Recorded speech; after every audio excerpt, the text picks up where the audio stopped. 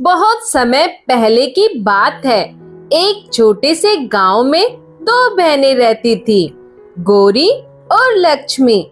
उनका घर भले ही छोटा था, लेकिन उस घर में प्यार बहुत बड़ा था।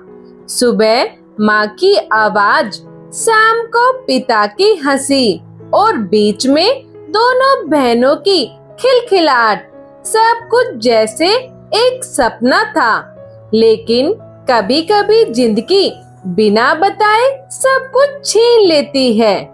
एक साल ऐसा आया जब पहले उनके पिता बीमार पड़े और कुछ ही दिनों में इस दुनिया को छोड़ गए। घर में अभी शोक खत्म भी नहीं हुआ था कि माँ भी टूट गई और एक दिन वो भी चली गई। अब उस छोटे से घर में सिर्फ दो बहनें और सन्नाटा रह गया था। गौरी बड़ी थी, इसलिए उसने खुद को संभालने की कोशिश की, लेकिन लक्ष्मी, वो तो हर रात रोते रोते सो जाती। दीदी, अब हम क्या करेंगे? गौरी उसके सिर पर हाथ फेरते हुए कहती, मैं हूं ना, सब ठीक हो जाएगा। पर अंदर ही अंदर उसे खुद नहीं पता था कि कैसे दिन बीतते गए। घर में जो थोड़ा बहुत अनाज था वो भी खत्म हो गया। अब हालात ये हो गए कि कभी खाना मिलता तो कभी नहीं। गांव वाले दया करके कभी आटा दे देते तो कभी चावल, लेकिन हर दिन किसी के सामने हाथ फैलाना गौरी के दिल को तोड़ देता था। एक दिन गौरी खेत में खड़ी थी, सूखी मिट्टी को हाथ से कुदेरते हुए, और सोच रही थी, क्या यही जिंदगी है? क्या हम ऐसे ही जीते रहेंगे? तभी गांव में शोर हुआ। साधु संतों का एक बड़ा समूह आया है। गौरी ने सिर उठाकर देखा। सफेद वस्त्र, माथे पर तिलक, हाथ में माला और चेहरों पर अजीब सी शांति। उन्हें देखकर गौरी के मन में कुछ बदल गया, जैसे अंदर कोई आवाज आई, यही रास्ता है, यही शांति है। उस रात गौरी ने लक्ष्मी से कहा, लक्ष्मी, मैं ये सब छोड़कर जा रही हूँ। लक्ष्मी घबरा गई। क्या? कहाँ दीदी? मैं भगवान की शरण में जाऊंगी। ये दुनिया हमारे लिए नहीं है। लक्ष्मी की आंखों से आंसू बहने लगे। दीदी, मत जाओ, मैं अकेली कैसे रहूंगी? गौरी ने उसकी तरफ देखा। एक पल के लिए उसका दिल भी डगमगाया, लेकिन फिर उसने नजरें फेर ली। ये मोह है लक्ष्मी, मुझे इससे ऊपर उठना है।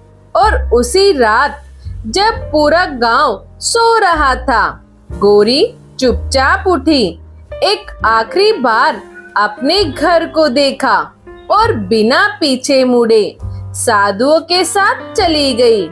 सुबह गांव में खबर आग की तरह फैल गई। अरे सुना क्या? वो गौरी अपनी बहन को छोड़कर भाग गई। आजकल की लड़कियां भरोसा ही नहीं, कहीं छोटी भी वैसी ही निकली तो? लक्ष्मी सबके सामने रो रो कर कहती, नहीं, मेरी दीदी ऐसी नहीं है, वो भगवान के लिए गई है। लेकिन दुनिया को सच नहीं, कहानी चाहिए होती है। अब लक्ष्मी सिर्फ अकेली ही नहीं थी, बल्कि बदनामी का बोझ भी उसके सिर पर था। गौरी के जाने के बाद लक्ष्मी की जिंदगी जैसे रुक सी गई थी। घर वही था, दीवारें वही थी, लेकिन अब उस घर में सिर्फ खामोशी रहती थी। हर कोना जैसे उसे याद दिलाता, तू अकेली है। सुबह उठती तो किसी के लिए चूल्हा नहीं जलाता, रात होती तो किसी की आवाज नहीं आती। लक्ष्मी, अक्सर दरवाजे पर बैठकर रास्ते को देखती रहती, जैसे अभी उसकी दीदी वापस आ जाएगी। पर जो एक बार चला जाता है वो यूं आसानी से नहीं लौटता है। गांव वालों की बातें अब और तेज हो गई थी। बड़ी तो भाग गई, अब छोटी का क्या होगा? अकेली लड़की है, गांव की इज्जत का सवाल है। कुछ लोग दया से देखते तो कुछ शक की नजर से, और यही चीज लक्ष्मी को अंदर से तोड़ रही थी। एक दिन गांव की चौपाल में कुछ बड़े बुजुर्ग इकट्ठा हुए। उनमें से एक बोला, ऐसे नहीं चलेगा, लड़की जवान है, कल को कोई ऊंच नीच हो गई तो। दूसरे ने कहा, हम इसका विवाह कर देना चाहिए, यही सबसे सही रास्ता है। तीसरे बुजुर्ग ने गहरी सांस लेकर कहा, पर उसके पास तो कुछ भी नहीं है, ना दहेज ना सहारा। तभी एक बुजुर्ग बड़ा खड़ा हुआ और बोला, तो क्या हुआ, पूरा गांव है ना, हम सब मिलकर उसकी मदद करेंगे। बस यही बात सबको छू गई। उस दिन पहली बार गांव वालों ने लक्ष्मी के लिए हाथ नहीं दिल खोला।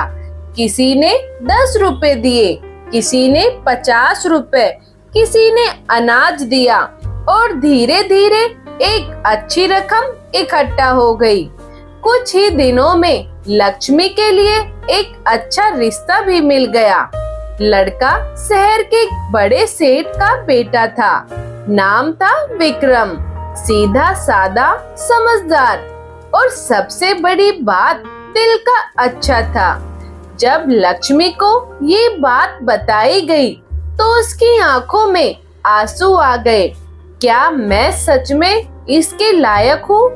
गांव की एक बुजुर्ग औरत ने उसके सिर पर हाथ रखते हुए कहा, बेटी तू बहुत सह चुकी है, अब भगवान तुझे खुशियाँ देना चाहता है। कुछ ही दिनों में पूरा गांव एक बार फिर सज गया। ढोल नगाड़े, हल्दी मेहंदी, लक्ष्मी दुल्हन बनकर बैठी थी। पर उसकी आंखों में खुशी के साथ एक कमी भी थी, दीदी की कमी। फेरे लेते वक्त उसने मन ही मन कहा, दीदी जहाँ भी हो खुश रहना, आज तुम्हारी लक्ष्मी सच में अकेली नहीं है। विवाह के बाद लक्ष्मी अपने ससुराल चली गई, और सच में वो घर किसी महल से कम नहीं था। बड़ा सा आंगन, नौकर चाकर, हर चीज की भरमार। पर सबसे बड़ी बात, उसका पति विक्रम उसे बहुत मानता था। धीरे धीरे लक्ष्मी ने उस घर को अपने प्यार और सादगी से भर दिया। ससुराल वाले भी उसे अपनी बेटी की तरह मानने लगे। अब जिस लड़की को कभी गांव वाले तरस खाकर खाना देते थे, वो आज एक समृद्ध घर की लक्ष्मी बन चुकी थी। समय बीतता गया। लक्ष्मी अब अपने ससुराल में पूरी तरह रम चुकी थी। वो सिर्फ एक बहू नहीं थी, बल्कि उस घर की धड़कन बन गई थी। सुबह सबसे पहले उठना, तुलसी में जल चढ़ाना, भगवान का नाम लेना और फिर पूरे घर की सेवा करना उसकी दिनचर्या बन चुकी थी। उसका पति विक्रम भी उससे बहुत प्रेम करता था। कभी कभी तो वो मुस्कुराकर कहता, लक्ष्मी तुम इस घर में आई हो तभी से सब कुछ बदल गया है।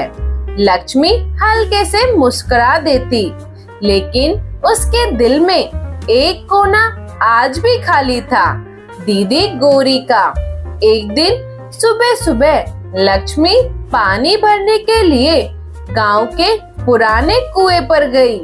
हल्की ठंडी हवा चल रही थी, पक्षियों की चहचहाट थी और आसमान में उगता सूरज, सब कुछ बहुत शांत था।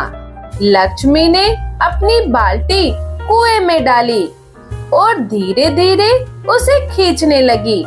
तभी पीछे से एक धीमी सी आवाज आई, बेटी थोड़ा पानी पिला दे। लक्ष्मी ने मुड़कर देखा, एक बूढ़ा मुसाफिर खड़ा था, थका हुआ सा, धूल से भरा हुआ चेहरा और आंखों में प्यास साफ दिख रही थी। लक्ष्मी ने आदर से कहा, बाबा आप वहीं बैठ जाइए, मैं पहले अपनी मटकी भर लूं, फिर आपको पानी पिलाती हूँ। बूढ़ा धीरे से पास ही बैठ गया।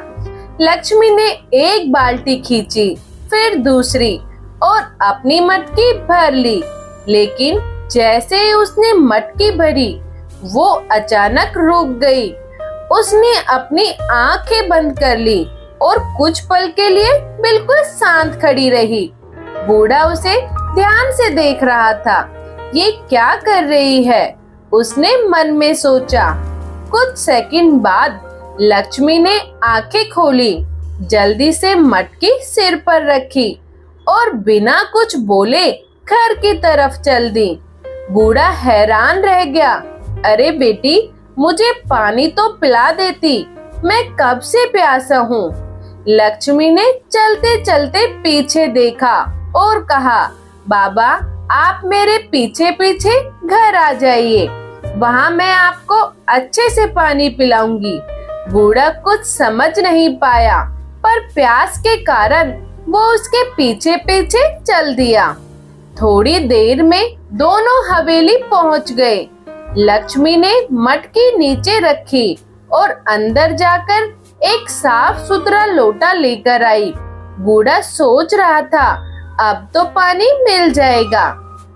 लेकिन लक्ष्मी ने फिर कुछ अजीब किया।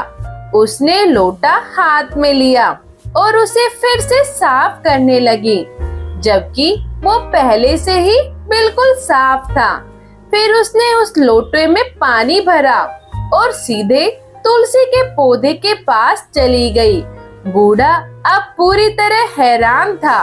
लक्ष्मी ने तुलसी के पौधे के चारों तरफ धीरे धीरे पानी डालना शुरू किया, लेकिन ध्यान देने वाली बात ये थी कि एक बूंद भी पानी तुलसी की जड़ में नहीं जा रहा था। चारों तरफ पानी डालने के बाद लक्ष्मी ने आंखें बंद की और हाथ जोड़कर बोली, हे प्रभु, आप धन्य हैं, आपने मेरी लाज रख ली। फिर वो उठी और उसी लोटे में दोबारा पानी भरकर बूढ़े के पास आई। लीजिए बाबा, आप पानी पी लीजिए। बूढ़ा लोटा हाथ में लेते हुए रुक गया। उसकी आंखों में सवाल ही सवाल थे। वो बोला, बेटी मैं पानी तब तक नहीं पीऊंगा जब तक तुम मुझे ये नहीं बताओगी। लक्ष्मी बोली, क्या बात है बाबा?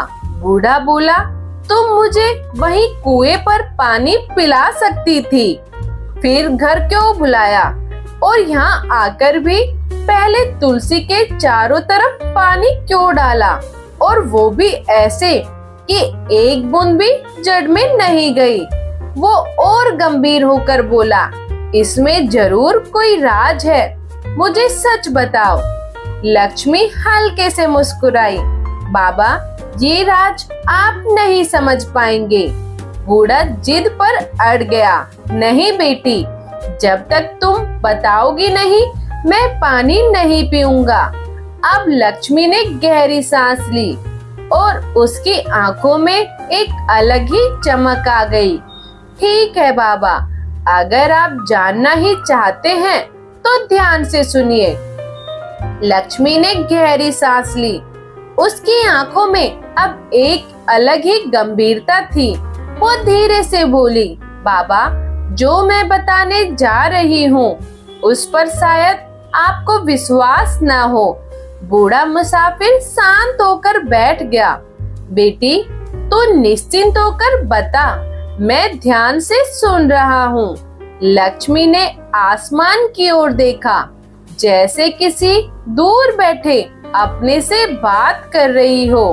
बाबा मेरी एक बड़ी बहन है जिसका नाम है गौरी। वही गौरी जो कुछ साल पहले मुझे छोड़कर साधु संतों के साथ चली गई थी।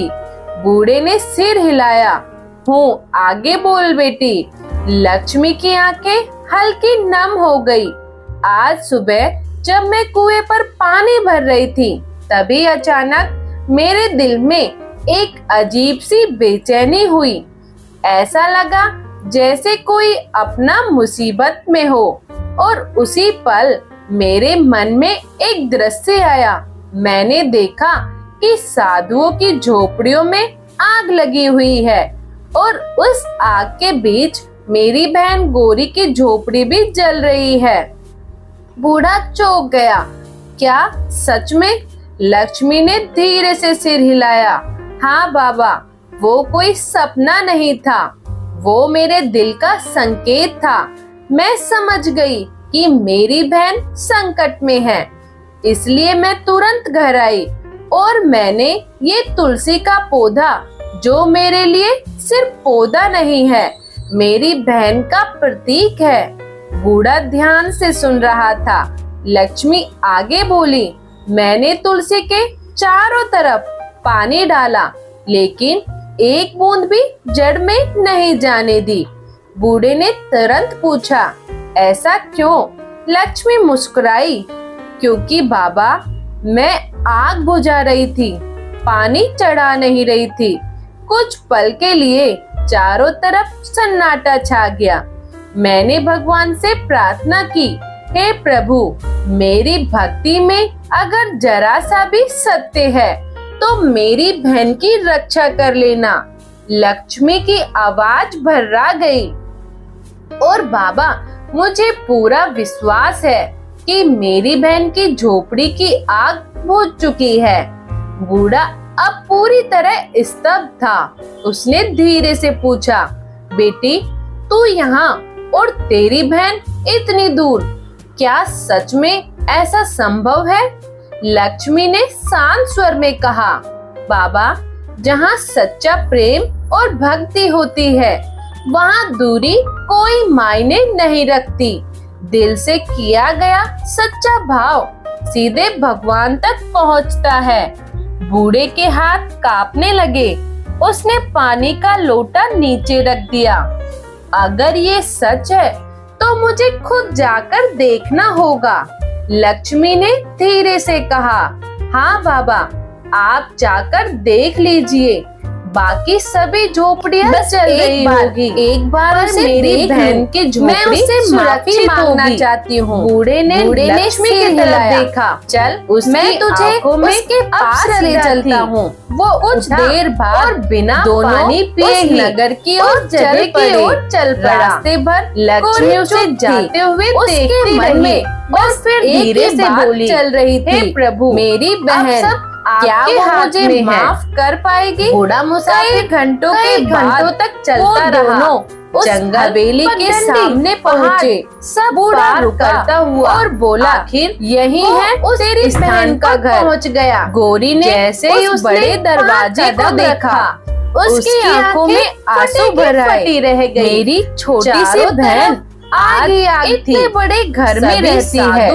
बूढ़ा मुस्कुराया। झोपड़ियों के सामने खड़े थे। उसने कभी कोई रो रहा था नहीं छोड़ा, कोई पानी डाल रहा था। परिस्थितियों से भागना नहीं, बल्कि एक झोपड़ी सामना करना चुना जो बिल्कुल शांत थी। बूढ़ा मुसाफिर पानी पड़ा हुआ चला गया और उसके आसपास धीरे धीरे दरवाजे के निशान नहीं था। उसका दिल धीरे धीरे धड़क रहा था। की ओर बढ़ा। उसने कांपते हाथों से दरवाजा खड़खड़ाया। वो अंदर गया। पल में और दरवाजा खुला। वो देखकर लक्ष्मी खड़ी थी। थम गई। दोनों बहनों की नजरें मिली। समय जैसे से बैठी थी। लक्ष्मी की आंखों में उसे माला दिया और वही रुक जा दी। गौरी एकदम बोल ही नहीं पाई। उसके चेहरे पर चारों तरफ दिखाई दे रहा था। वो क्यों लक्ष्मी की लक्ष्मी अंदर कुछ निकल रही थी। तभी दुनिया की किसी झोपड़ी के अंदर एक जो अजीब सी बहन को ठंडक छोड़कर चली गई। गोरी ध्यान में बैठी थी। तुम इस घर में उसके आई चेहरे तो पर लोग एक उंगली सुकून था। उठाएंगे, जैसे इसलिए जैसे तुम बाहर बाहर हो ही रही रहो। किसी ये भी घटना सुनकर का गोरी कोई का दिल असर नहीं जैसे पड़ रहा टूट था। गया।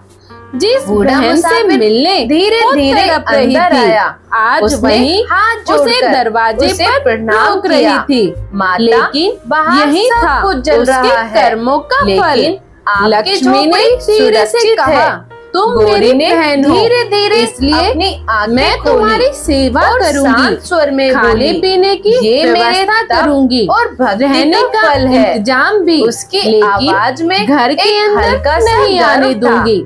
बूढ़े गोरी ने की ध्यान आंखों से उसकी आंसू आंखों रुक में ही नहीं देखा रहे थे और फिर वो समझ अचानक चुकी थी उसकी आवाज ये सजा सख्त हो नहीं गई। सीख है चुप, मेरे लिए। बिल्कुल चुप। रात गोरी बीत चुकी एकदम थी। चौंक गई। सुबह की अपने पहली इस किरण झूठे जब अहंकार धरती को पर यहीं पड़ी रोक तो दे। जैसे गोरी एक घबरा नई गई। शुरुआत बाबा, का आप ये संकेत क्या दे कह रही रही थी। हैं? बूढ़ा लक्ष्मी मुसाफिर आज अब बहुत तेज जल्दी आवाज में उठ बोला, गई थी। जिस उसके मन चमत्कार में को तू शांति अपनी भी भक्ति थी का फल और समझ रही एक है। बड़ा निर्णय वो भी। तेरी भक्ति वो का नहीं, धीरे धीरे वो तेरी उस कमरे छोटी की बहन ओर की बढ़ी सत्य जहाँ और प्रेम का उसकी बड़ी परिणाम है। बहन गोरी ये ठहरी सुनते हुई ही थी। गोरी के दरवाजा पैरों तले खोला। जमीन गोरी खिसक गई। पहले से ही मैं जाग मेरी रही थी। बहन। शायद बूढ़ा आगे वो बोला, सारी रात हाँ सोई वही नहीं बहन थी जिसे दोनों तू बहनों अकेला की छोड़कर नजरें चली मिली आई थी और अगले आज ही भी पल वो तुझसे दोनों उतना एक ही दूसरे प्रेम के करती गले है। लग गई। गोरी की सालों का आंखों से दर्द, आंसू शिकायतें बहने लगी। सब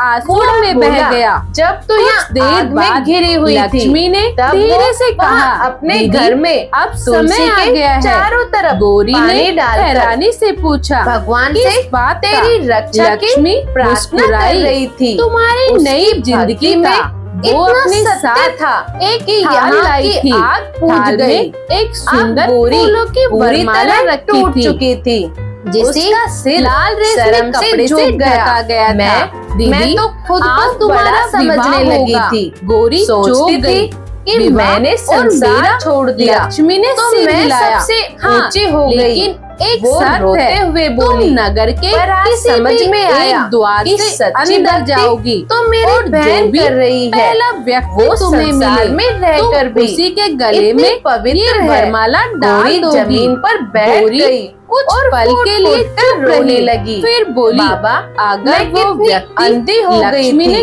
गंभीर मैंने होकर कहा, अपनी ही दीदी, बहन को याद छोड़ रखना, दिया। वचन बूढ़े से के बड़ा चेहरे पर कोई धर्म अब नहीं करुणा होता। थी। अभी गोरी भी ने समय है आंखें बंद बेटी। की और अगर धीरे से सच्चे दिल कहा, से ठीक पछतावा है मैं तो जा, तैयार हूँ। अपनी वो बहन से दुल्हन की मिल। तरह सजी, गोरी ने लाल तुरंत जोड़ा, हाथ जोड़ लिए। माथे पर बाबा, बिंदी, मुझे आंखों उसके में पास हल्की ले सी चलिए। झिझक। आज वो सच में एक नई शुरुआत के लिए तैयार थी।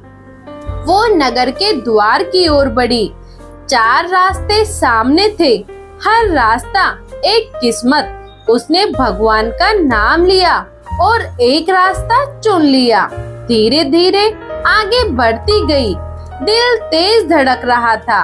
कुछ दूर उसकी नजर एक व्यक्ति पर पड़ी। वो जमीन पर बैठा था, फटे कपड़े, शरीर पर घाव, चेहरा जिसे देखकर कोई भी डर जाए। वो एक कुष्ठ रोगी था। गोरी के कदम वहीं रुक गए। उसका मन कांप गया। क्या यही मेरा भाग्य है? उसकी आंखों में आंसू आ गए। वो पलटने लगी, तभी अंदर से आवाज आई, गोरी, वचन याद है? उसने आंखें बंद कर ली, गहरी सांस ली। जो होगा देखा जाएगा। वो धीरे धीरे उस व्यक्ति के पास गई। उसके हाथ कांप रहे थे, पर दिल मजबूत था। उसने वरमाला उठाई और उस कुष्ठ रोगी के गले में डाल दी। जैसे ही माला गिरी, पूरा वातावरण बदल गया। आसमान से पुष्पों की वर्षा होने लगी। घंटियों की आवाज गूंज उठी और अगले ही पल वो कुष्ठ रोगी दिव्य रूप में बदल गया। उसका शरीर चमकने लगा, चेहरा तेज से भर गया, आंखों में दिव्यता आ गई। पूरा नगर उस दृश्य को देखकर स्तब्ध रह गया। वो दिव्य पुरुष मुस्कुराया, गोरी, तूने अपने वचन का पालन किया। तूने बाहरी रूप नहीं बल्कि सत्य और धर्म को चुना। इसलिए आज मैं स्वयं तेरे जीवन में वर बनकर आया हूँ। गौरी की आंखों से आंसू बहने लगे। ये सब मेरी छोटी बहन की वजह से है। तभी लक्ष्मी भी वहाँ दौड़ती हुई पहुँची। उसने जैसे ही वो दृश्य देखा, उसकी आंखों में खुशी के आंसू आ गए। गौरी ने उसे गले लगा लिया। लक्ष्मी, आज मुझे समझ में आ गया, सच्ची भक्ति संन्यास में नहीं, गृहस्थ जीवन में भी उतनी ही महान होती है। लक्ष्मी मुस्कुराई। दीदी, भक्ति जगह से नहीं, दिल से होती है। वो दिव्य पुरुष दोनों बहनों के पास आया और आशीर्वाद देते हुए बोला, तुम दोनों बहनें संसार के लिए उदाहरण बनोगी। तुम्हारी कहानी लोगों को सिखाएगी कि सत्य सबसे बड़ा धर्म है, वचन सबसे बड़ी शक्ति है, भक्ति हर जगह संभव है और सच्चा प्रेम कभी व्यर्थ नहीं जाता। पूरा नगर हर हर महादेव के जयकारों से गूंज उठा। दोनों बहनों की आंखों में आज संतोष था। एक ने त्याग से सीखा, दूसरी ने निभाकर, और आखिरकार दोनों ने सत्य का मार्ग पा लिया। इस कहानी से हमें यही सीख मिलती है, समस्याओं से भागना नहीं, उनका सामना करना चाहिए। वचन का पालन करने वाला कभी हारता नहीं। सच्ची भक्ति कहीं भी की जा सकती है और प्रेम व विश्वास से असंभव भी संभव हो जाता है। अगर आपको कहानी पसंद आई हो तो कमेंट में जरूर लिखें। जय माता दी, राधे राधे। धन्यवाद। फिर मिलते हैं एक नई कहानी के साथ।